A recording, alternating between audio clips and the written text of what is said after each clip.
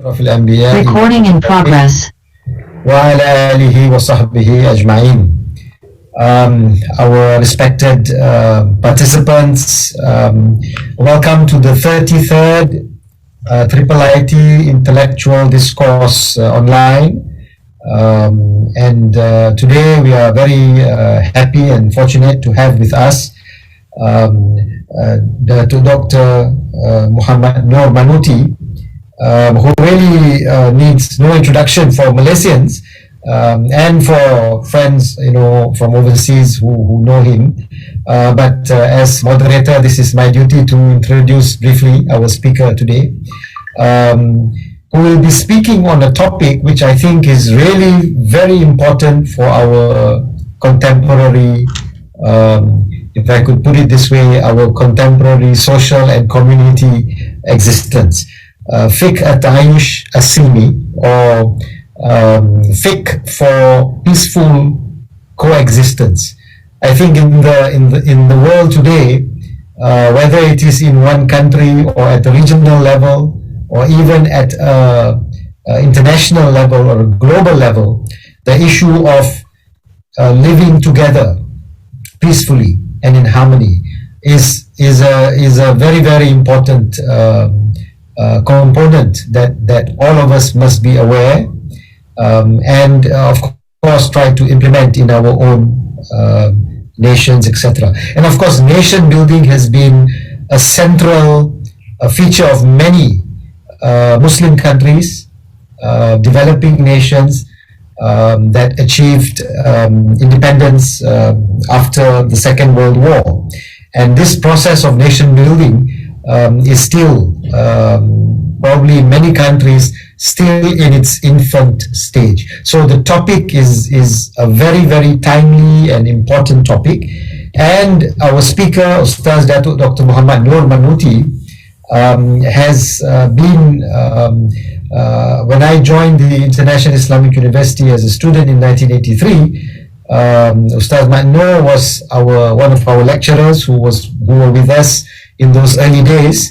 Of course, he left, I think, after a couple of months or maybe 3 months to pursue his PhD in Temple University. He was with Marhum Ismail Faruqi, and he later on came back to be a lecturer at the College of Islamic Living Knowledge and Human Sciences. And he had variety of positions in the university, including Dean of Student Affairs, and then Dean of Community Service, SENSERV, we call it in IIUM. But in all this time, he was also the president of ABIM. And I think this was also a very important phase in the history of ABIM. And Mr. Noor was the president from 91 to 97. He was appointed senator to the Malaysian upper house or Dewan Negara from 2015 to 2018. And he was also the chairman of the board of University Sultan Zainal Abidin, UNIZA, 2018 to 2019. Currently, he is honorary professor of UNISAL and the president of Kolej Dar al-Hikmah. I think he is a well qualified speaker for this topic, and without further ado, I have the great pleasure to invite Ustaz Dr. Mohamad Manuty to make his presentation on the topic of fiqh for peaceful coexistence. Ustaz, the session is yours. Yatafaddal. Ashkuru. Yeah, Assalamualaikum warahmatullahi wabarakatuh. And peace be upon you. Salam sejahtera in our Malaysian language, which is very much relevant to our topic on Fiqh Taayush As-Silmi, fiqh of peaceful coexistence, which is true, as Brother Professor Haslam Haneef said just now, and also respected professors and brothers and sisters who are online today. I must thank Fiqh IT for giving me this opportunity to discuss very important topic. And let me say, last Friday when I attended a Friday prayer in a mosque nearby my house, the Khatib was very eloquent to say that the current trend in Malaysia is to equate all religions, including Islam. Very strong voice, with only one point about the ayah, لا ينهاكم الله عن الذين لم يقاتلوكم في الدين, Surah Al-Mumtahinah 8, which I will discuss later. The trend in Malaysia is that to be very, very critical to say the danger of pluralism in Islam. You can't say about pluralism in Islam, whereby the Quran is full of plurality when it comes to language, dialects, the nature of human being, of differences of opinions, differences of religions based on the La Ikraha Fid-Din and so forth, and so on. So I was thinking that the task of discussing this topic is very pertinent and need to be explored and explained to all sectors of society in the country, in particular those who are in rural areas, as well as people in urban areas, including professionals who are very much in tune of the strong Islamism as a result of their political differences with certain individuals and groups. So I want to say that the diversity of race, skin, color, religion, and beliefs should not be the cause of strife and hostility. Al-Adawa. Allah Almighty tests people how they can still be tolerant, tasamuh, and willing to ignore the differences. This is very, very important because it relates to the nature of this religion, which put the question of ikhtilaf, differences of opinions, as allowed by Allah subhanahu wa ta'ala, as to respect the fitrah, the nature of mankind. So the Quranic stresses the importance of knowing each other, which is very important words in the Quran, Surah Al-Hujurat 13. وَجَعَلْنَاكُمْ شُعُوبًا وَقَبَائِلَ لِتَعَارَفُوا إِنَّ أَكْرَمَكُمْ عِنْدَ اللَّهِ أَتْقَاكُمْ. The most important word here is لِتَعَارَفُوا, yeah? So that you know each other. Elsewhere, Allah adds that there is no prohibition for Muslims to do good and be fair, al-adlu, even in the disbelievers and the mushriks. For that matter, not just to know each, for that matter, I need to elaborate further, because it might be, it is true that the basic translation is not just to know each other, but more than that, it invites us to respect each other, al-ihtiram, to benefit from each other based on ayah wa ta'awanu 'ala al-birri wat-taqwa wa la ta'awanu 'ala al-ithmi wal-'udwan. The word ta'awun, to cooperate each other on the good things. It is not only a sort of specialization or privilege for Muslims, but it also embodied for non-Muslims. So there is the understanding of this ayah that the spirit of reciprocity produced unique civilization in the past, as we saw in the civilization of Medina, we saw in the civilization of Al-Andalus, we witnessed in the civilization of Mughal, and also, not the least, the Malay archipelago. So Islam accepts others, recognize biological existence among races, tribes, as well as religious identity and culture, and even uruf. And uruf is very important, which is recognized in the discipline of usul al-fiqh in Sharia by ulama of Sharia and usul al-fiqh in particular. Then uruf of one particular country, which is different from another one, is recognized as legitimate from the Sharia point of view. And that would be very important principle which can help the process of Fiqh Taayush As-Silmi.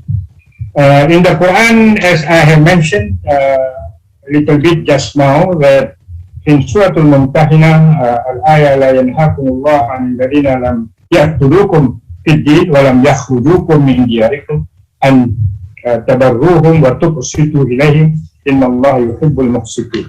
This is very important, a very cardinal principle. Two things: doing good deeds and tabarruhum.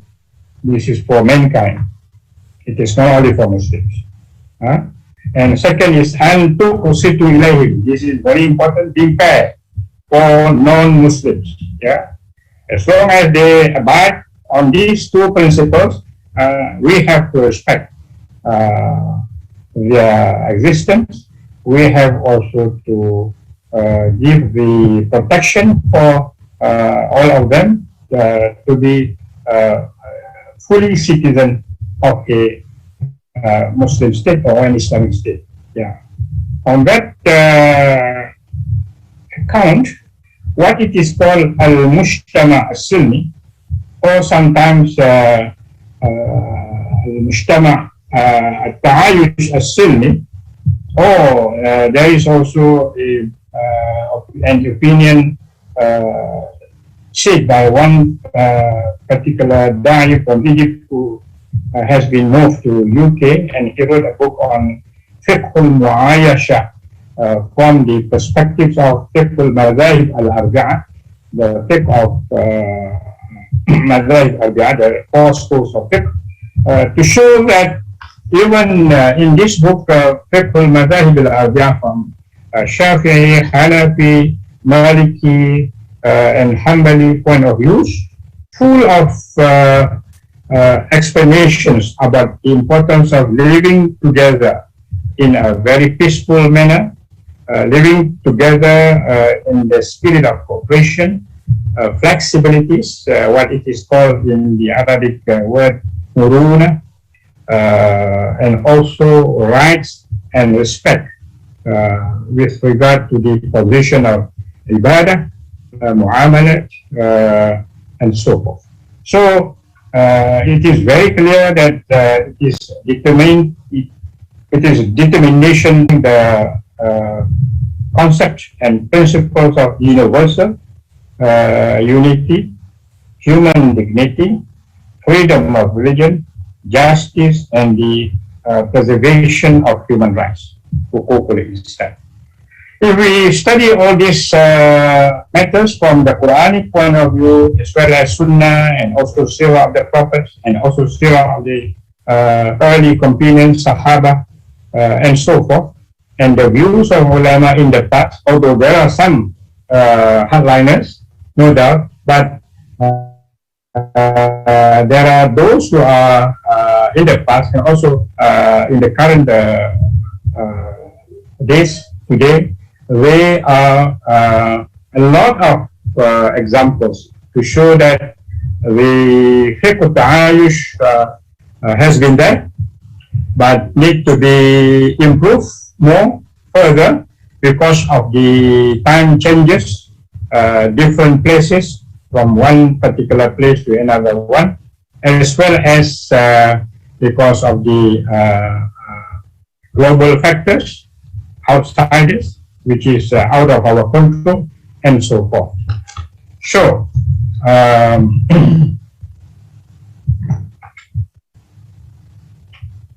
the concept of lita'arafu also denotes the religious pluralism that is based on a particular words in the Quran, la ikraha fid-din. There is no compulsion in religion, which gives Muslims to respect of all religions and be tolerant to all of them. And this is very, very unique in Islam.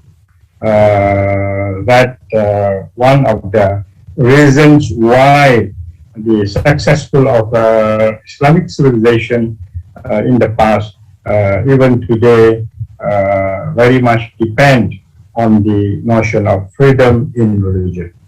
La ikraha fid-din. Yeah, we can't force any individual for accepting Islam, except through freedom of conscience in order to embrace this great religion. I would like to move to another segment to discuss further about this Fiqh Taayush, which is very, very historical in the history of Islam. That is the Sahifa Madinah, or the first written constitution in Islam, as it has been illustrated by Professor Mohamad, the late Professor Mohamad. And in Sahifa Madinah, it is a constitution which is inclusive, not exclusive. Although there is a term coined by some scholars that this Sahifa Madinah, it has two categories. One is what it is called Ummah Diniyah, the religious Ummah, and another one is Ummah Siyasiyah, the political Ummah. So both are the important dimensions of this Constitution of Medina, because various components, Muslims and non-Muslims, they're living together and agreed to form the understanding of what it is called at that particular time the covenant. And the late Professor al-Faruqi described this constitution as Pax Islamica, because it is not only including or comprising the different tribes of Jewish community, Christians of Najran, but it is also, as Muhammad al-Bayah mentioned, there are different Mushrikun tribes who agree or what it is called direct and indirect understanding to accept the Constitution of Medina. So the Ummah Siyasiyah, it is a one nation with a full citizenship for all Muslims and non-Muslims. This is the first in the history of Islam. Yeah, it is a reflection from what it has been also accepted recently in the year 2017. I found a document from University of Al-Azhar, what it is called Al-Azhar Declaration for Citizenship and Coexistence. This is a very remarkable development in which Al-Azhar, as one of the respected religious institutions, agreed to say that the word citizenship is recognized for the first time in the context of building a nation state or nation building, or what it is called in our language, Bahasa Malaysia, membina negara bangsa. Yeah. The notion of citizenship first declared in the Madinah Constitution and the subsequent covenants and treatises. The relationship between Muslims and non-Muslims was defined, and I would like to explain a little bit how some of the phrases used in the Constitution of Madinah. For instance, the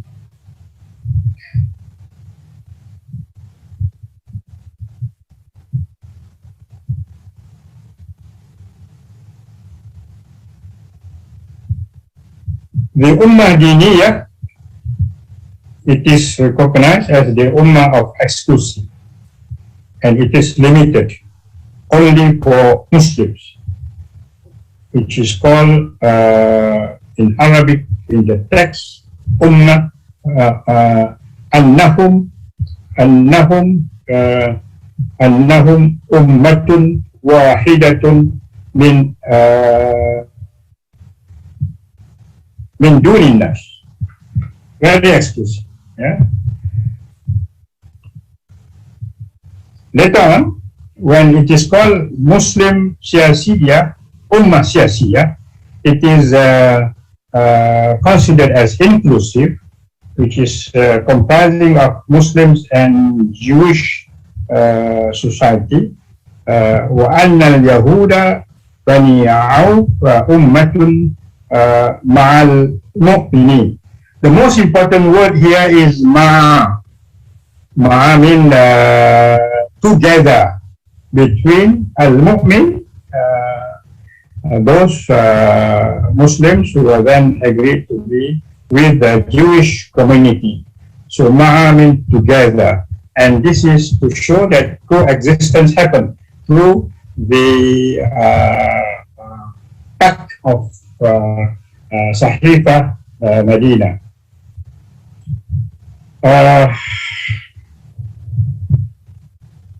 In the Constitution of Medina, we can see that the full citizenship, al-muwatanun, al-muwatana, al-kamila. Now the word al-muwatana, citizenship, al-muwatanun, al-muwatinun, citizens, has been accepted by scholars, in particular at this particular time, to discuss the terminology of al-muwatinun rather than to repeat the notion of dhimma. Because in the past, in the siyasah syariah, on the classical books of fiqh, the word dhimmi has been used. Even our Prophet Mohamad in one of the particular hadiths mentioned the hadith man adhani dhimmiyan faqad adhani. Whoever do something unthinkable or unethical or immoral, yeah, he is actually do something immoral to Prophet Muhammad sallallahu alaihi wasallam. So the word dhimmi is there; it is legitimate. But today, it is more preferable to popularize and to legitimize the notion of citizenship, meaning that people today, even non-Muslims, they are not happy. Even we say that we protect non-Muslims in the state of Islam with full rights, with full protection, with this and that, they are still considered themselves as second citizens, like what happened in Malaysia in the last 30, 40 years. Discussions among non-Muslims in seminars, forums, workshops, they would say from the first day of the conference, no matter what you say, the beautiful of Islam, yet we are second-class citizens. So now with the introduction of full citizenship under the pretext of al-muwatanun, so that we hope that the process of building one nation can become a reality, and it would be, it would be kind of new feature in the discipline of siyasa syar'i. So there are many details of the Constitution of Madinah. I was reading one particular statement saying that in the Constitution of Madinah, the Muslims then were minority in terms of population compared to non-Muslims. Yet there was a very peaceful, a very respected, and also a very cordial relationship between Muslims and non-Muslims. So I think on Constitution of Madinah, I think we just stop at that, and I move into the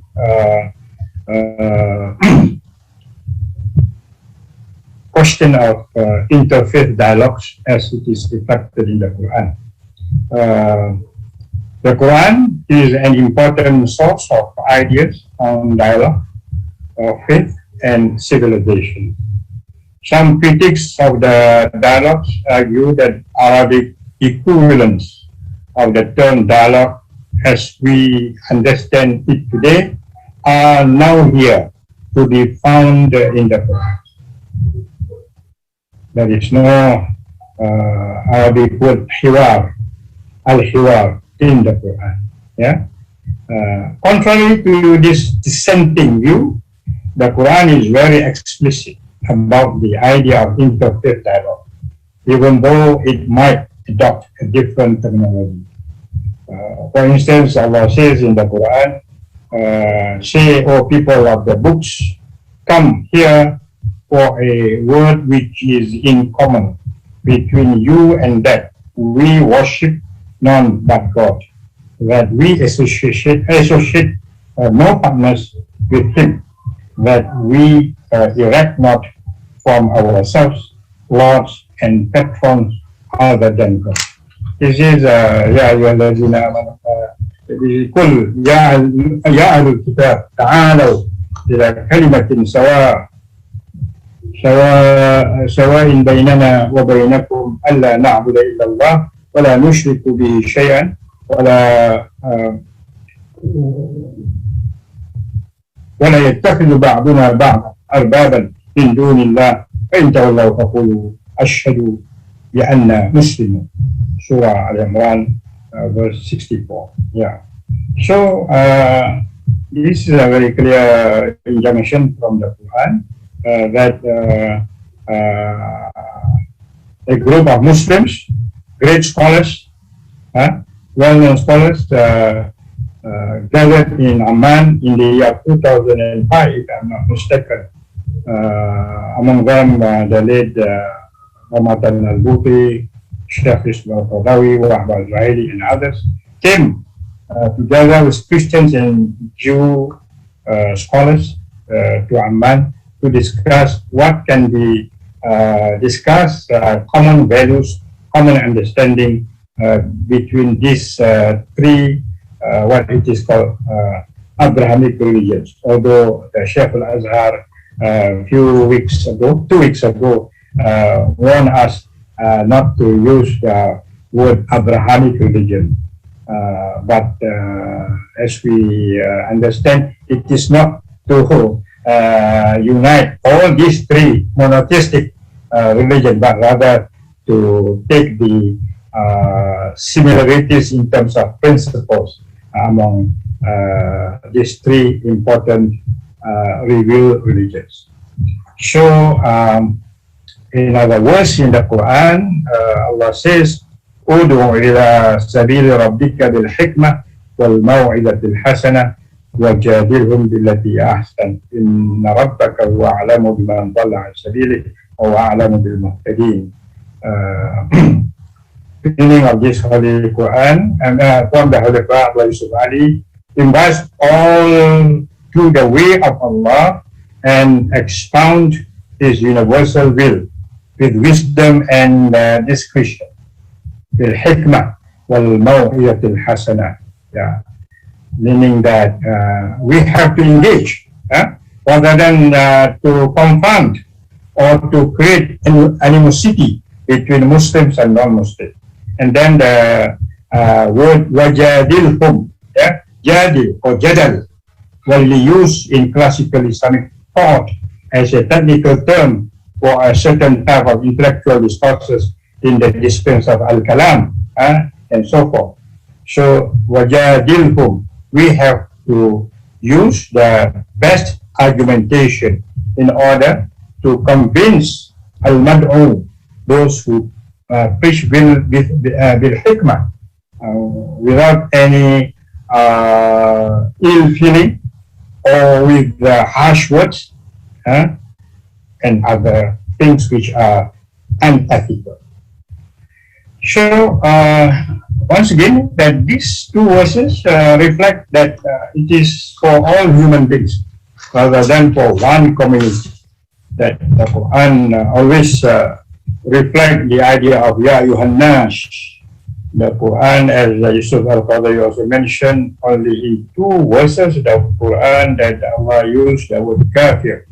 But the rest, Yabni Adam, oh sons of Adam, Ya Yuhannash, oh all mankind, Ya Ahlul Kitab. This is very particular because it is considered that Ahlul Kitab of all religious Ahlul Kitab are much more nearer. They are nearer to us than Hindus, Buddhists, Sikh, and so forth. Yeah. So we need to have this dialogue continuously, Alhamdulillah. But we need to from dialogue to peaceful coexistence. Not enough for dialogue, but rather to be more practical, to find ways how to make dialogues lively, functional, rather than dialogues only for academic exercises.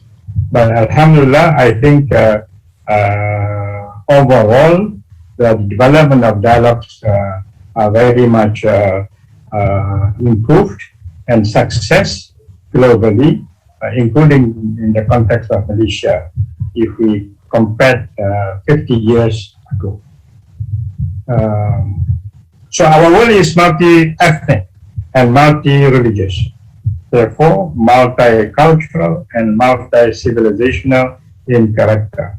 So more often than not, we human beings have failed to live as good world citizens in conformity with the plurality character of the global community. So you go everywhere. You can't find any single society without any pluralistic nature of society. Therefore, we need to recognize this importance of Fiqh Taayush As-Silmi. I found that Malaysia has about 60% of Muslims and Bumiputra, Malays and Bumiputra. Yet we have a very substantial non-Muslims from different religious communities. Therefore, we are in dire need of continuing the need to have dialogues from time to time between Muslims and non-Muslims of different religions. But somehow or other, these dialogues also stopped at a particular time or because of some controversial religious issues happened, then the dialogue stopped in our country. Yeah. So there are dozens of verses which begin, which I have said just now, for mankind, verses inviting the whole human community to dialogue of faith and civilization. Then Alhamdulillah, there was a great dialogue of civilization happened in the 90s when Islam and Confucianism, the first conference about the dialogue between Islam and Confucius occurred in Malaya University, if I'm not mistaken, in 1994. I would like to go into another important point where the time is looks like running out. I think I would have 7 minutes more. Hello. Yes, you can. Yes, 7. You can take another 5 minutes if you want. It's okay. Now I want to discuss about budaya salam, the culture of salam, the culture of peaceful, the culture of unifying of all races in the country in order to create peaceful or as-salam. It is very much rooted from the Quran, because one of the 99 names of Allah subhanahu wa ta'ala is known as as-salam. Yeah? Salam is a peaceful desire for every single Muslim in this world and the other world. Salam is greeting for all. Even we say in the country, Malaysia, after we say Assalamualaikum warahmatullahi wabarakatuh, immediately when there are non-Muslims, Salam Sejahtera. So this is a very interesting. After a very famous scholar in the country who passed away 2 months ago, the late Sir Fadil, who has been championing the notion of Fiqh Taayush As-Silmi. So Salam Sejahtera has been accepted. Salam, and then the word Sejahtera. Sejahtera means something that very cordial. So it is very Islamic. It is a contribution of Islam from Assalamu alaikum without imposing on Muslims to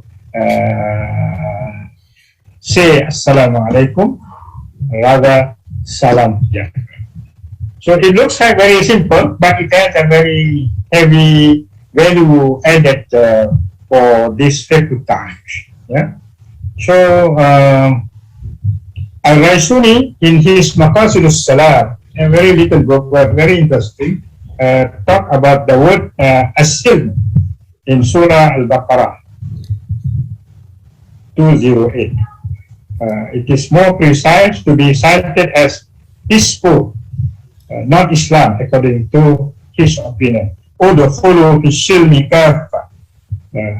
For him, udkhulu, please enter the peaceful wholeheartedly, kaffa.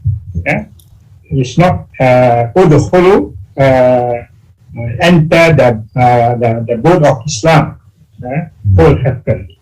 So the Maqasid As-Salam is very important, as we understand also from the Surah Quraysh, الذي أطعمهم من جوع وآمنهم من خوف, who provides them with food against hunger and with security against fear of danger. This is very important. Sometimes we recite these particular words in the Salah, Subh, Zuhur, or Maghrib, or Isha, but we do not give attention that this is the story of Kaaba in Makkah, to show that Kaaba, Makkah is a very peaceful country. It is guaranteed by Allah subhanahu wa ta'ala. There is no poverty. There is always peaceful, no disturbances. So this is also to reflect the importance of culture of as-salam.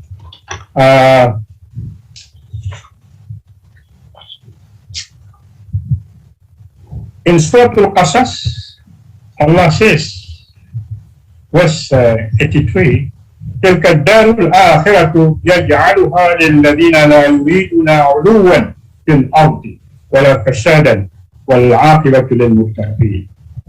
That whom of the hereafter we shall give to those who intend not high-handedness or mischieful or on earth, and the end is best for the righteousness. This is about the word of La yuriduna uluwan. Don't make yourself you are above others, including non-Muslims, or you create mischievous on this earth, including to non-Muslims. This is why وَالْعَاقِبَةُ لِلْمُتَّقِينَ, the end is best for the righteousness. I found this illustration from a book by Najatullah Siddiqui, rahmatullah alayh, that the importance of building a united nation based on the Quranic injunctions on peaceful existence. And finally, let me say that Islam as a universal religion, we say that it is relevant for all time and different places, but it must be proven with the function of ijtihad. I still remember in the very important work of Muhammad Iqbal, the religious thought of Islam, the reconstruction of religious thought in Islam. One chapter has been devoted by Muhammad Iqbal about the dimension of the principle of ijtihad as the principle of movement in Islam. So he put the ijtihad as the principle of movement in Islam, meaning that ijtihad is not bad. Ijtihad is always moving, dynamic, to bring the strength of Ummah in this world. So in the context of Fiqh Taayush, in the past, in the Siyasah Sharia plays very assertive roles. The dynamics of Siyasah Sharia must be practical in order to achieve maslah. One thing is that we must go back to the notion of Sharia as it has been explained by Ibn Qayyim, in which I just summarized, that Sharia is not known as Sharia if it is not Rahmah. Sharia is not known as Sharia if it has no benefit for all humankind. It is not mentioned only to Muslim, or rather it is all to humankind. Maslaha linnas jami'an. That is the important message of Ibn Qayyim, rahmatullah alayh. So, in the context of building a nation state, negara bangsa, the Malaysian nation, the question of citizenship, which is need to be explored more, as it has been also written by one important scholar, a leader of Islamic movement by the name of Manuty, on hukukul muwatana, rights of citizenship, the peaceful culture, the peaceful culture, budaya damai, and peaceful education, budaya damai dalam pendidikan, need to be focused more details rather than only from the macro point of view, but we need to have a macro illustrations on these aspects in order to make Fiqh Taayush As-Silmi substantial and relevant to all times and all places. Thank you very much. Aqulu qawli hadha wa astaghfirullah. Assalamu alaikum wa rahmatullahi ta'ala wa barakatuh. Alaikum salam wa rahmatullahi wa barakatuh. Jazakallah khair. Thank you very much, Ustaz Muhammad Noor, for a concise presentation on a very complex topic While we are, waiting maybe for the participants to construct their queries and think of what they want to ask, just a very quick, review of some of the points. Diversity is a reality in Allah's creation, and of course, from the word lita'arafu, indicates not only tolerance but understanding, respect, cooperation, which means the acceptance of differences. I think these are very important points. Quranic references refer much more to mankind as a whole rather than just only to Muslims, and therefore it is a blessing, and a guidance for all mankind. The idea of cooperation for the well-being of all is very prominent in verses of Quran. Ultimate aim is to achieve justice. The overall message is peaceful coexistence. Maybe I think this is a challenge to many of us today. How do you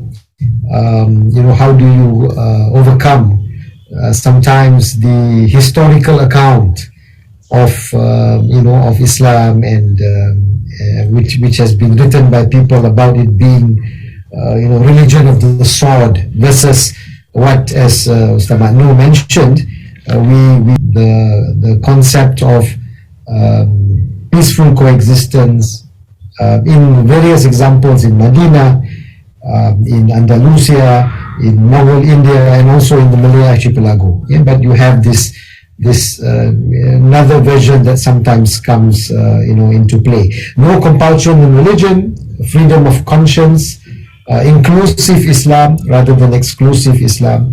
How the Sahifa Madinah talks about the religious ummah and the political ummah, with the latter being an inclusive term to include the various communities, and something that I learned from the session about the Al-Azhar 2017 document, which talked about or accepted citizenship as a valid concept to be promoted in Muslim countries, and the term al-muwatinun, rather than some of the classical terms that you find in the Quran like al-dhimmi and so on.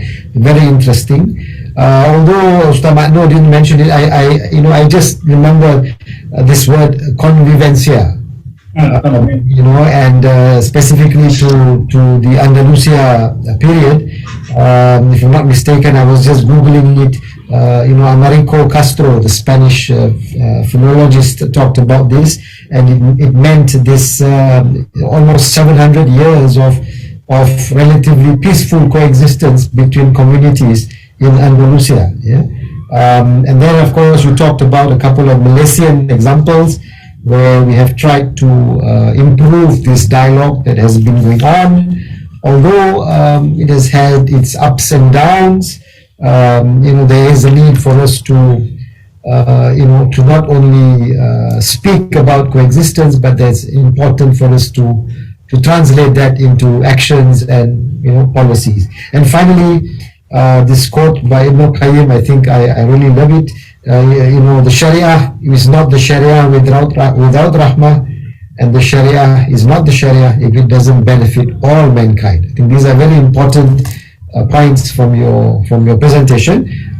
With that, I would like to open the session, to everyone. Brother Amir Ali, I think, wanted to ask something, and then we have Professor Abdullah Hassan, who has put up his hand. So maybe Brother Amir Ali, please. Assalamu alaikum wa rahmatullahi wa barakatuh. Alaikum salam. Thank you very much, Brother Professor Haslam, and Al-Ustaz, Professor Dato Dr. Manuty, and all those presents today. I'm not an academician, I'm just a practitioner. So my question may be from a different angle altogether. I just would like to, if allowed, I would like to refer to the Al-Hujurat, the verse 13, and looking at the phrase وَجَعَلْنَاكُمْ شُعُوبًا وَقَبَائِلَ. So when we talk about this, definition of Qaba'il. Does Allah refer Qaba'il to the situation 50, 100 or 200 years ago, when we have Malays in Malaysia, Indians in India, Chinese in China? Or does God refer Qaba'il?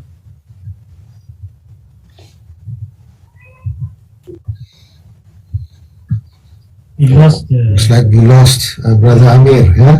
I'm wondering whether he wanted to say Qabail as in Malaysian context today, where we have the Malays and Malaysians of Chinese origin, Malaysians of Indian origin. Am I coming back?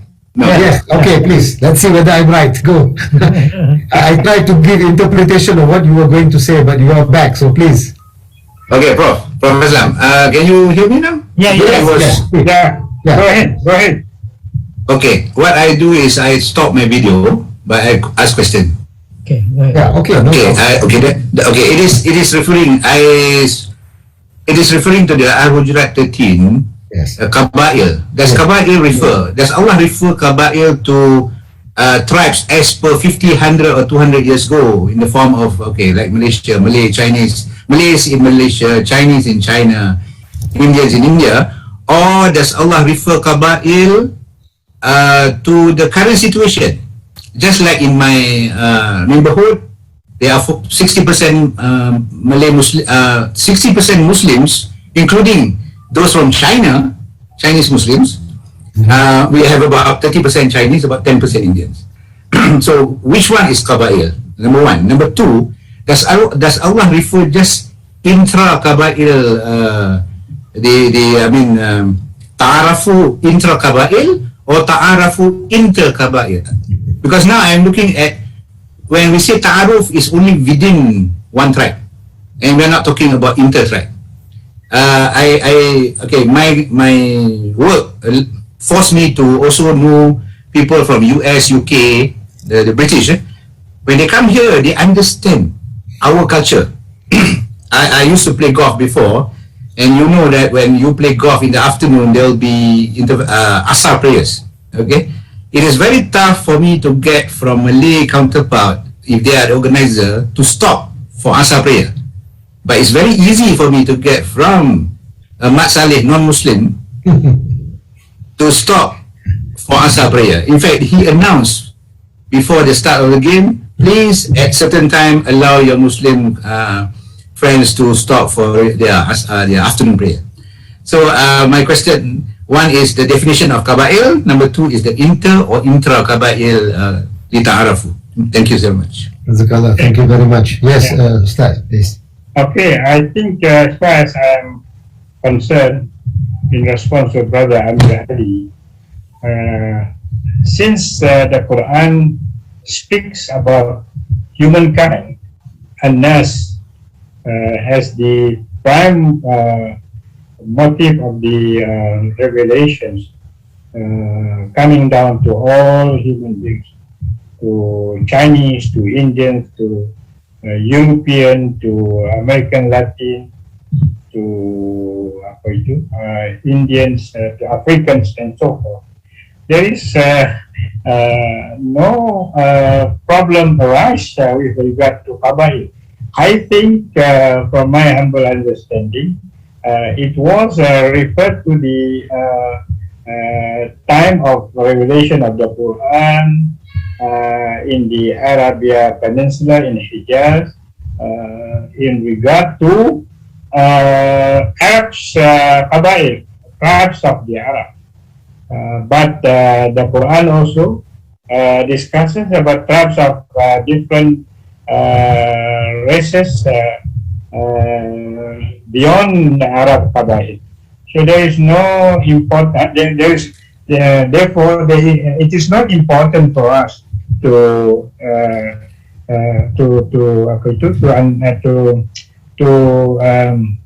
exaggerate or to make this Qaba'il as an issue, since it was revealed to all humankind. So that is the most important thing, and Nash. But Qaba'il became very important in the history of Islam after the Jahiliyyah Arabs can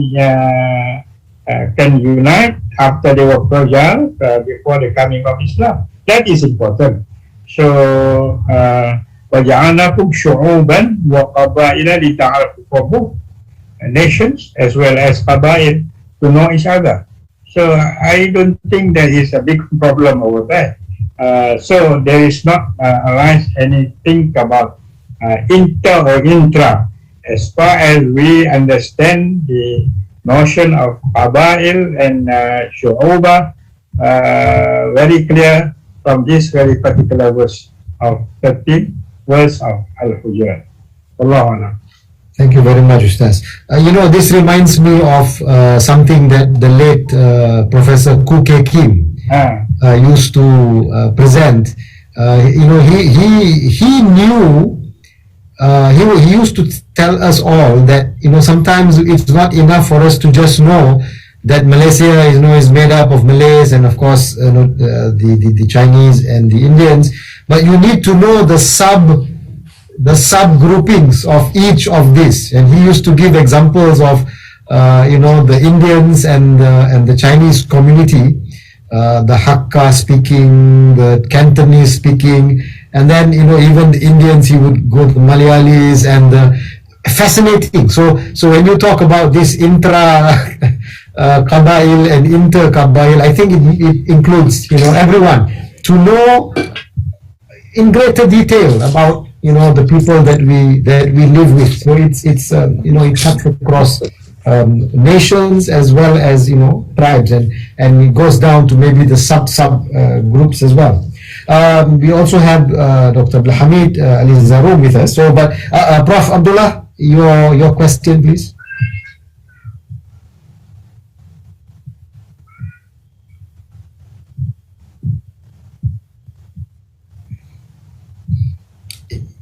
We can't hear you, Prof. You need to maybe unmute. Right. Sorry. Yes. Question that I have is, I'm wondering, Dr. Manuty, whether the term Ummah Siyasa appears in the Constitution, in the Sahifa Madina. It's not exists, but it is. Yeah, it is an interpretation. It is not in the text. Yeah, it is not available over there. If you read the text, none of Ummah Diniya or Ummah Siyasiyah exists in the text. But it is a interpretation. Both Ummah Diniya as well as Ummah Siyasiyah. It is an interpretation. Right, yeah, that's what I mean. Yeah. Now, the first question that I have here is that it is only in the first article which says that this is an ummah of which Prophet Muhammad ﷺ is the leader, and those who came from the Quraysh, who came from Makkah to Yasrib, and Aus and Khazraj tribes from Yasrib. This is the first article. And my understanding is that the constitution that we have today was not reached in one sitting. It was over the years, particularly inclusion of the Jewish communities was done much later. And because of the security of the city, these were extended, and of course Jews were given complete freedom in terms of their judiciary, in terms of their rights, and also the Constitution, Sahifa clearly mentions that those who are enemies of the Jews also will be enemies of the followers of Muhammad sallallahu alaihi wasallam. So these are some particular issues, but I have some other comments about, today when we talk about this topic and fiqh, meaning that perhaps we are only talking with Muslims, but unfortunately Muslims are not in power, and therefore whether they will accept, and Dr. Haslam has already mentioned about the way history has been written. and you have brought the term Zimma. You see, unfortunately, Zimma has been translated as kind of hostage rather than responsibility of the Muslims, of the state, or whatever. So these are some complex issues that I think will come in this discussion. So I leave here. So if you say anything about it, or later maybe I have some time, we can talk about it. Okay, I just want to discuss the writing of Ustazuna Siddiq Adil on this issue. He has some publications on this, and he has been promoted this idea. Actually, not from him. He has taken from different scholars like Baya Abdullah Sa'i of Maldives, Shiranushi, and also from Al-Qaradawi, and also Fahmi Huwaidi of Egypt. Al-Muwatanun Lazimiyun. We are full citizen, not protected, dhimmi protected. So I just want to respond that there is a text in the Constitution of Medina, lahum ma lana wa alayhim ma alayna. Let me translate if I can understand correctly. For them, we have the responsibility on them, and for them, we have our own responsibility. Lahum ma lana. For the Jewish Christian community, they have to understand that we have our rights from the beginning, from the first position of mu'min who have an understanding agreement with them. And then, wa alayhim ma alayna. And then, we have also a responsibility on them to bring the hukuk of them in terms of protection of their life in different aspects. Yeah? So I understand this as what it is called. It has been termed by Muhammad Aymara in Arabic word at-tanawwu fi itarin wahida. Diversity, but yet it is one in a greater unity between Muslims and non-Muslims.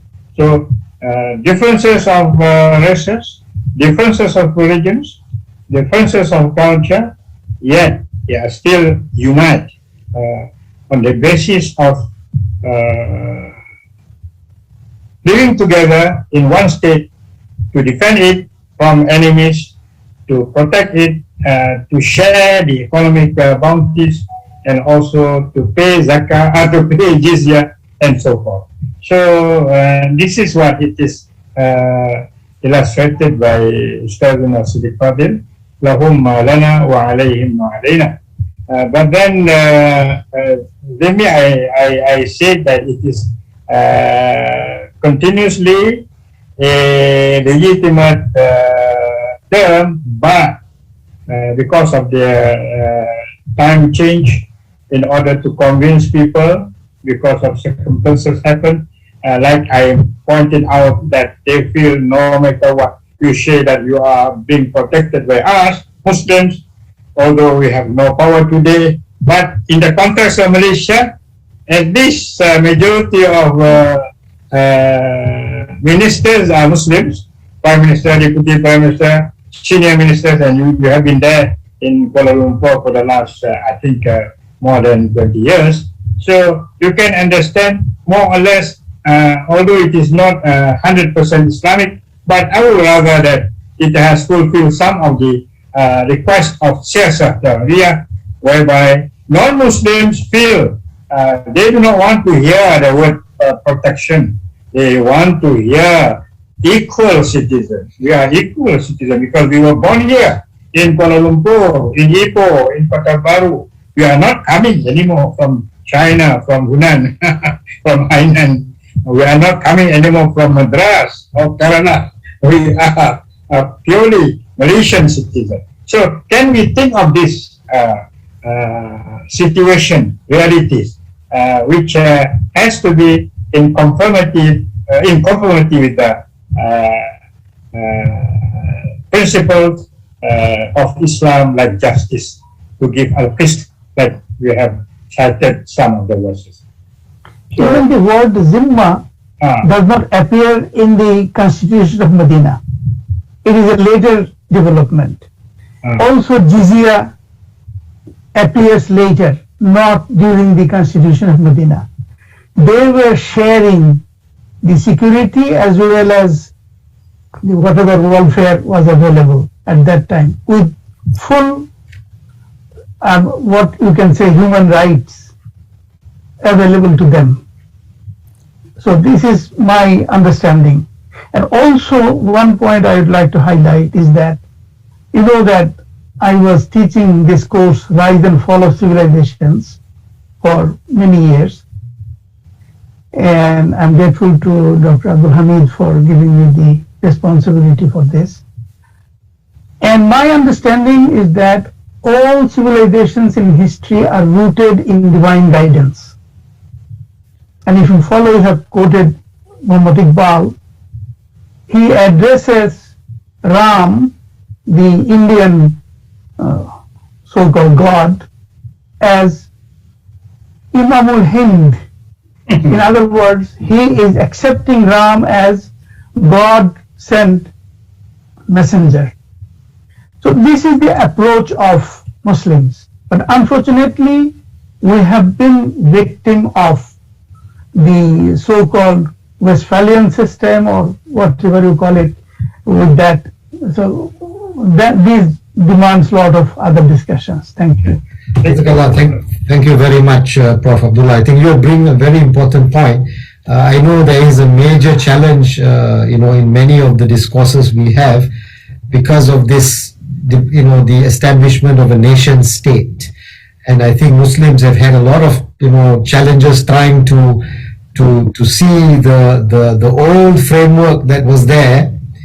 How does it apply in this, nation state? And despite the fact that, many Muslims would try to talk about going beyond the nation state, or establishing, going back to some time when we had something else other than the nation state seems to be here to stay. So we have to figure out how to deal, with this issue of being a citizen of a nation state. And that's why I think the 2017 Al-Azhar document is very interesting, where you are being asked to accept this idea of citizenship and to promote it. Dr. Abdul Hamid Ali Zaroom, your question, please. Assalamu alaikum. I'm happy and glad to see tonight my Ustaz and Guru Dr. Manuty giving his lecture, and Prof. Haslam also giving his comment. I learned with him Rise and Fall of Civilization, and I learned with Prof. Manuty Islamic movements. It's from 1996, 1997. At-Taayush As-Silmi, or peaceful coexistence, sometimes is understood wrongly. So we don't want to be so extremist. So At-Taayush As-Silmi should be understood within the umbrella of Islam.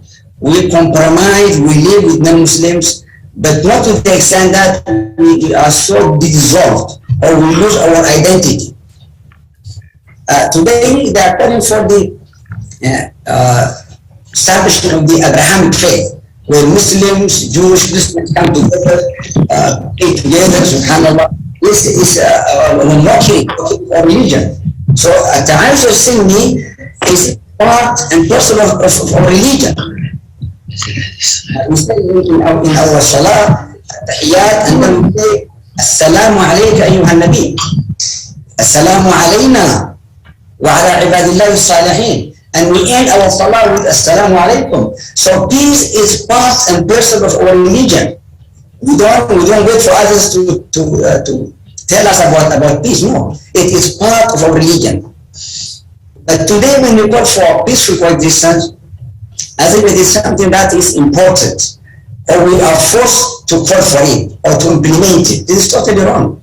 So you want to be a moderate wasat, not the peace that is at the extent, at the what you call at the expense of your religion, and not the peace that is what you call forgetting everything just for the sake of peace. So as-salam should be there, but when to engage in salam is not like istislam, to surrender, to give up. So peaceful coexistence is an idea that is part of our religion. This is number one. Number two, Imam Shaykh al-Buti rahimahullah, when was interpreting the hadith, "Umirtu an uqatil al-nas." Many of the scholars, uqatil means to fight, but he said the hadith didn't say "Umirtu an aqtul al-nas." So if it is "Umirtu an aqtul al-nas," I have been commanded to kill the people. So alayhi salam didn't say "Umirtu an aqtula," and uqatila means when I am attacked, I have the right to defend my country, my religion, my people. So we have to differentiate between uqatil and aqtul. So Taayush As-Silmi is about living in peace and harmony with everybody in your society. Now, Ustaz Prof. Abdullah Hassan talked about civilization. Muslims, we call for cooperation of civilization, while the non-Muslims today are calling for clash of civilization, which is totally wrong. So in Islam, at-ta'aruf, unfortunately today is understood as at-ta'aruk. The ayah says li-ta'arafu, so that you know each other. But we change it from ta'arafu to ta'araku. That is fight each other to prove yourself, to prove your tribe, your country. And even the da'wah, billati hiya ahsan, today we make it billati hiya akhshan. Ahsan means in the best way, in the best manner. So akhshan, just change the ha into kha, the sin into shin. It becomes akhshan, very rude, very tough. So how will you convey Allah's message to the non-Muslims if you are so rude and very tough? That is one dimension. The other dimension is to be, to lose everything. Jump, let's jump. Go, let's go. So the wasatiyya is call for peace, but not the peace that is totally in the side of the others. So let us live all together in peace and harmony. So let's finish. Yes, Haslam, if you allow me. Muwatinuna Ladimiyuna is a book written by Dr. Manuty. Muwatinuna Ladimiyuna. Equivalent to it, there is a book written also by Mohamad Ra'aya La Ajanib. Muwatinuna La Ra'aya. So Muwatinuna La Ra'aya means citizens, not subjects of other countries. Muwatinuna La Dhimiyuna means citizens, not foreigners, that are protected. They are part of the society. So jihad, when declared, we are obliged as Muslims to protect the non-Muslims. So this is the concept of dhimmi. I always ask my students, don't be confused. The non-Muslims in Malaysia are not dhimmi. They are citizens. Sama warna, sama passport, sama ID. They have all the rights. Yes, the concept of positive discrimination sometimes might be misunderstood. This is to fill the gap between the rich and the and the very poor, Muslims, non-Muslims. It is not to differentiate between citizens. So you are lucky in Malaysia, you have peace and harmony between all the tribes, all nations, all citizens, regardless whether they are Malays or Chinese or Indians. Yes, in some Islamic countries, unfortunately, you see these clashes, these gaps. Now, thank you. Thank you very much. I think very interesting comment. You're talking about the limits and scope of Taayush As-Silmi. And I just, maybe before I pass it to Ustaz no, just this point, I remember when our former Minister of Finance, Lim Guan Eng, when he was interviewed after the 2018 election, and some reporter was asking him, how do you feel that you are the Minister of Finance as a Chinese? And he answered, no, I'm not a Chinese, I'm a Malaysian. And I think that's the exact point you mentioned. Whoever we have in this country, if they are a Malaysian citizen, then they are Malaysian citizen. They would not be under this category called al-dhimmi. Well, it's not my place to make the comment. Ustaz Maknoom, your comment, please. Okay, with regard to my brother, who happened to be my student, very marvelous of him after learning so many years in IIUM and with a very good background of Islamic knowledge, Islamic background, as well as comparative civilizations. I agree in almost all what he said. I just want to say that when we say Fiqh Taayush As-Silmi, it does not mean that we became sort of apologetic. We want to be defensive, so that we want to adjust with the request of the outsiders when people talk about peace. But we firmly believe that our heritage, it is still intact, and we should maximize the benefit, the rationale, the strength of our heritage in order to make peace, because of it, because this is part and parcel of divinity from the Asma'ullah al-Husna. Allahumma anta salam wa minka salam wa ilayka ya'ulu salam.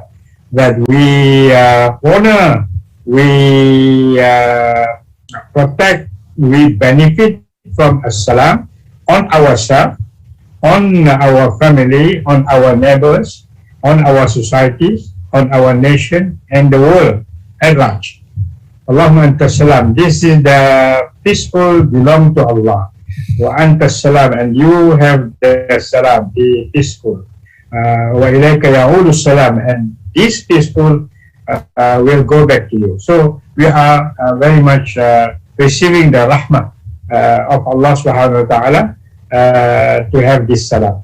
But today, as you know that we are actually within our community, in a certain extent, we are not living in peaceful. Rather, we are in conflicts, inter and also intra.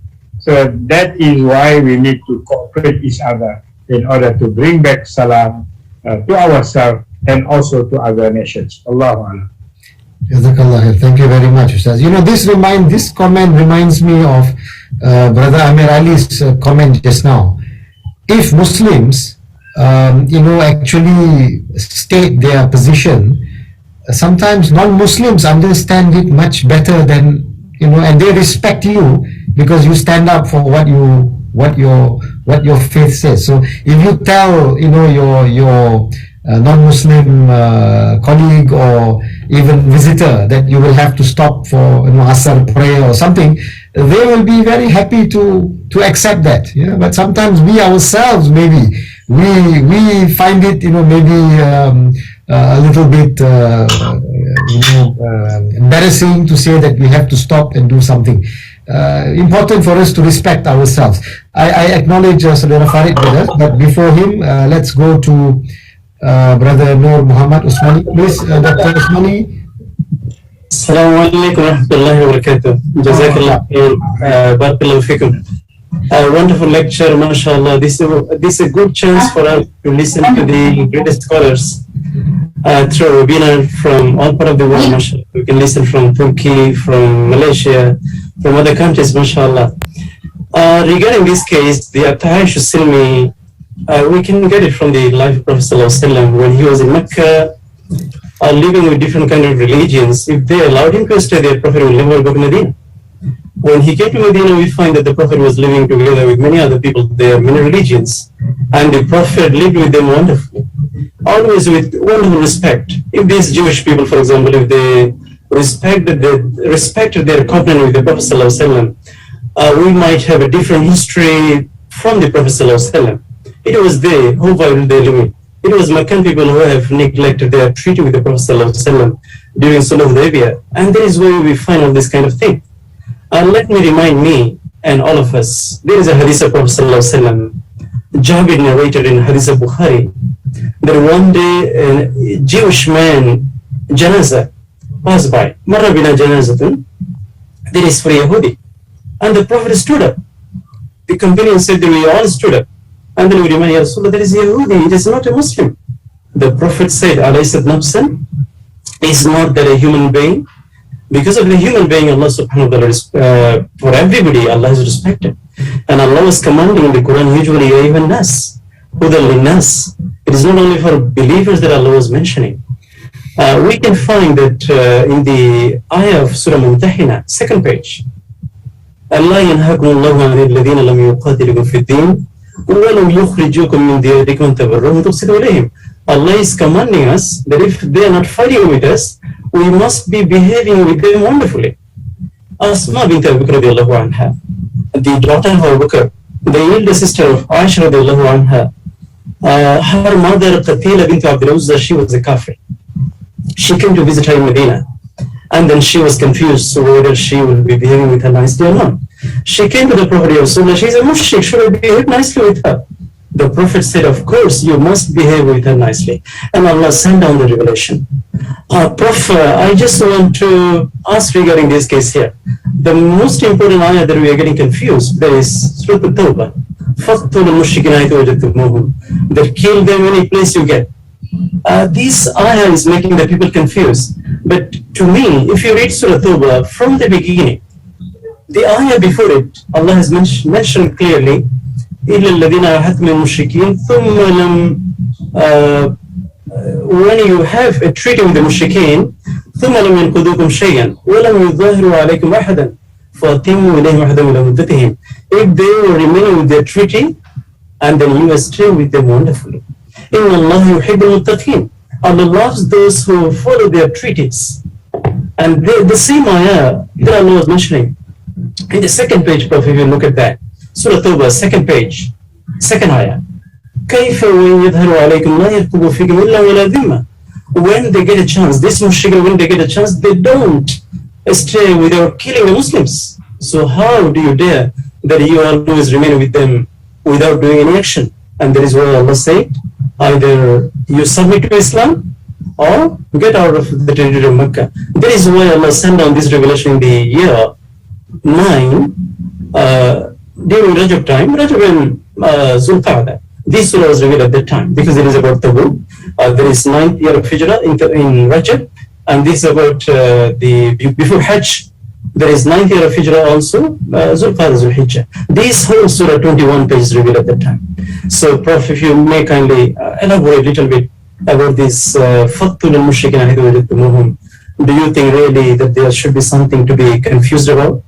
Jazakumullah khair. Well, I don't think we should be confused with that, because I think we need to understand the whole picture of the Asbab al-Nuzul of this ayah in regard to Mushrikun, that one of the cardinal principles in which the Quran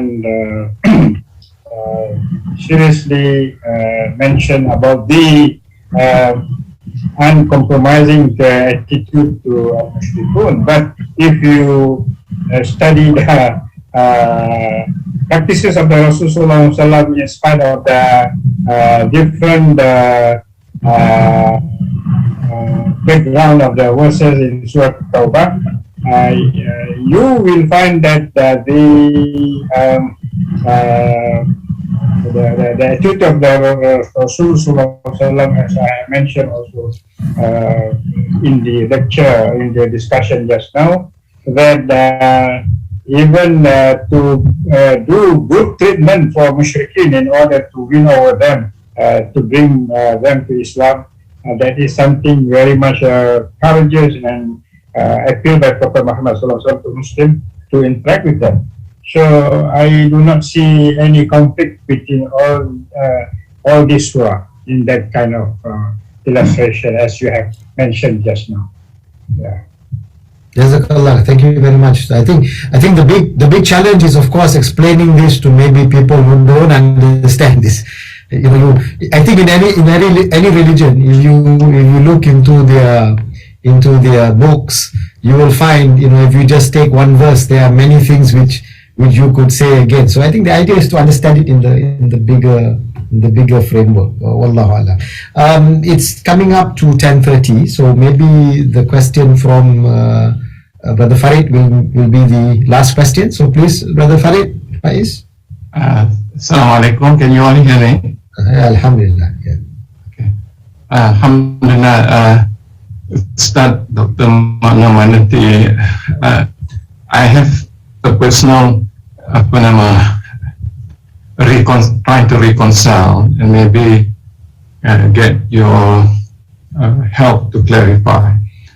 I think we are uniquely in our Malaysian or certain societal context. There is an inherent challenge when we have the nature of our country where we were brought, like I think Prof. Haslam mentioning the Chinese, Indian, from different parts of the world brought together, and uniquely in Malaysia because we have Islam, Malay being Malay Muslim by law or legally, so there is some unique challenge there. But my personally I was a little bit intrigued and was questioning myself when the idea of peaceful coexistence is more has to do with semantic, the word, and not so much from our understanding of Islamic concept, but the word coexist. From a maturity developmental perspective, you have a stage where we coexist or we accept differences. Then I think if you start going up, then you start to recognize the difference, and then you can go to integrating what is similarity, and you can synergize. So there is a level of maturity developmental. So the point is, you don't just stay within a boundary, but you learn how to integrate qualities or values that can be universal cross-cultural, cross-racial. So just from that perspective, not so much. So when I heard the word coexist, it sounds like we just want to coexist.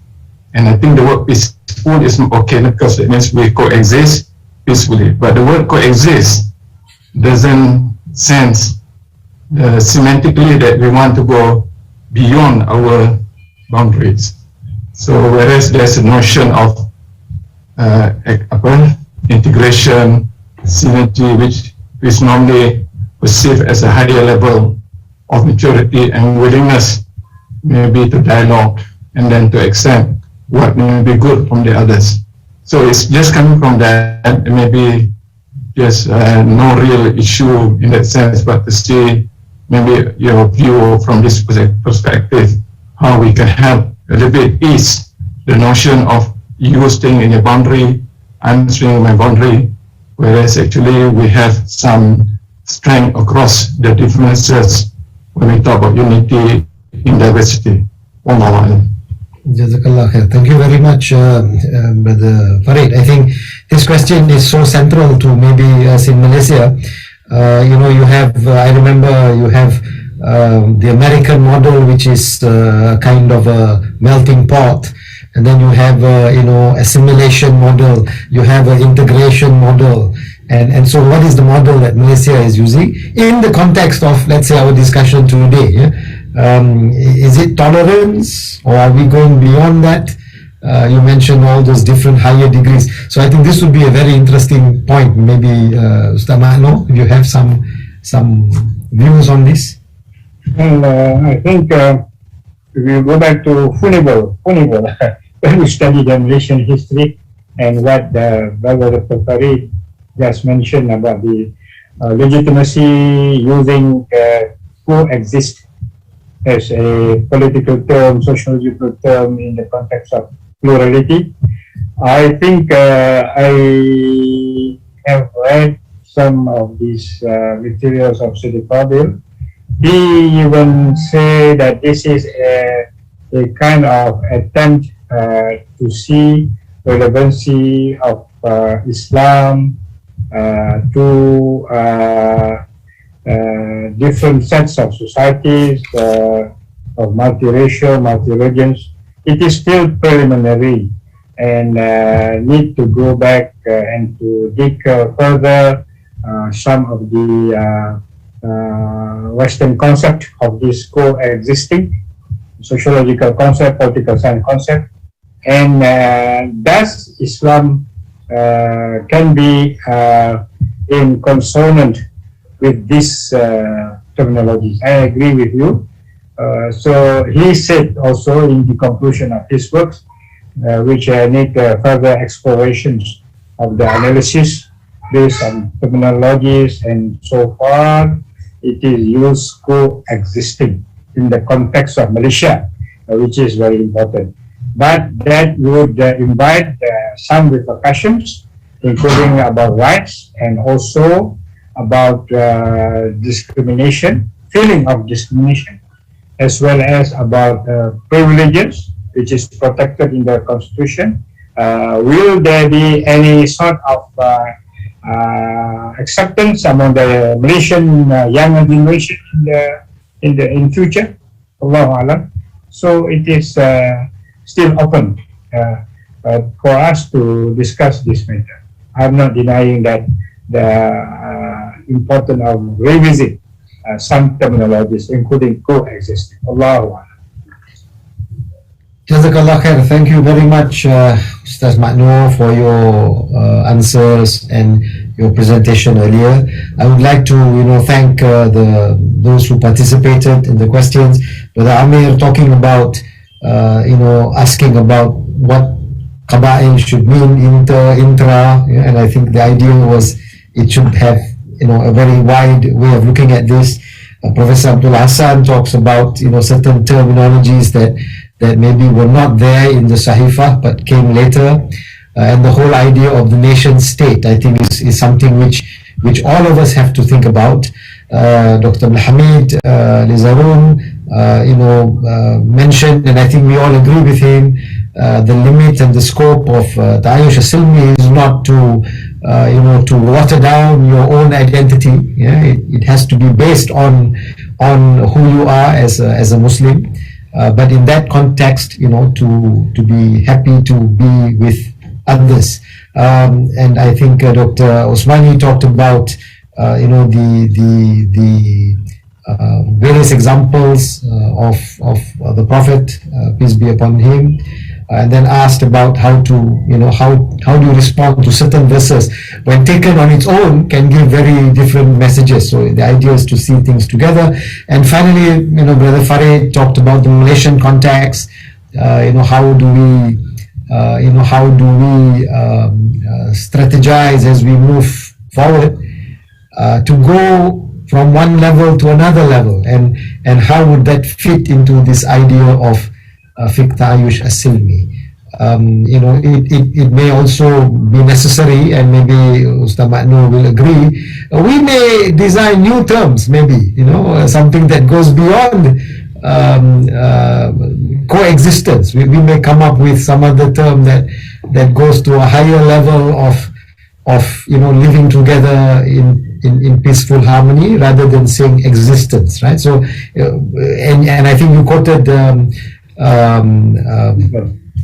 what do you call it, reconstruction, Mohd that said, ijtihad is the principle, of movement. I think you mentioned something like this. So there's always this idea of ijtihad where you need to use in order to face contemporary challenges, while at the same time, of course, keeping to the spirit of of the revelation and the Prophet's example. I think this would be a challenge. Ustaz, any last comment, any last word you would like to? Yeah, I think one thing which I learned also, and I've been discussing this with some brothers, including those who are selling the idea of Fiqh Taayush and using the term coexist. I provoke them. I think we need to be clear that in some parts of our societies, Muslim societies, Malay societies, perhaps we must try to simplify using the heavy terms in order for them to accept that this notion are actually available from the Quran, Sunnah, Shira of the Prophets. Originally, it is there. But sometimes we create a little bit confusion because of this bombastic of terms. So that, why not we think of, like you have mentioned just now, Islam dan agama rather than Islam dan pluralism. Pluralism for me even difficult to pronounce it, you know. Pluralism, plurality. So why not say Islam dan lain agama? Very simple Malay in Romanas or in Jawi, so that the controversial issue of Islam and pluralism perhaps can be subsided in the country, so that the purpose of politics also can be achieved. The Malays are not afraid of this Malay intelligentsia, who are very in the upper hand of using the English terms coming from science politics or from political science or from sociology and so forth. Allahu Alam. Jazakallah khair, thanks. This last point I think is really central and I think very pertinent, because this is series of IIIT intellectual discourse, and the entire agenda of IIIT has been how do we talk and how do we respond to modernity, right? And since the language of today is English, and we tend to get bogged down with concepts and terms that come from the experience of Western Europe, we start trying to use these terms, and sometimes we have our own terms. And maybe just to end, I remember we had this discussion with some colleagues about the word humanistic economy or humane economy, and then in Malay we have a term called economy manusiawi. Maybe it would be much easier if we just use the term economy manusiawi rather than get bogged down with this humanistic or humane economy, which has a lot of other ideas connected to it. So this is a wonderful way maybe to end. And I would just like to end here by saying this topic probably needs to continue in the future.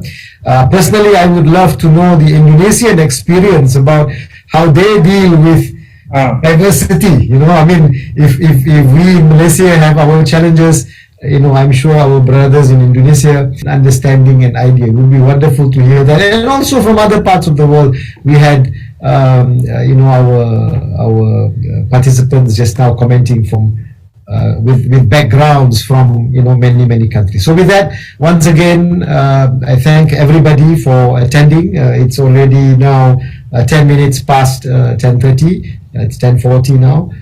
Thank you all for staying with us. And I believe we have another talk next month. I will let the organizers maybe inform everybody what that talk is about. Please join us again next month when we continue with our 34th series in the intellectual discourse online. Ustaz Manu, Jazakallah khair, thank you very much once again for sharing your views, and for everyone else who participated and joined us. Till we meet again in our next session, may Allah give us tawfiq and hidayah and keep us on the straight path. Wallahu alam. Assalamu alaikum wa rahmatullahi.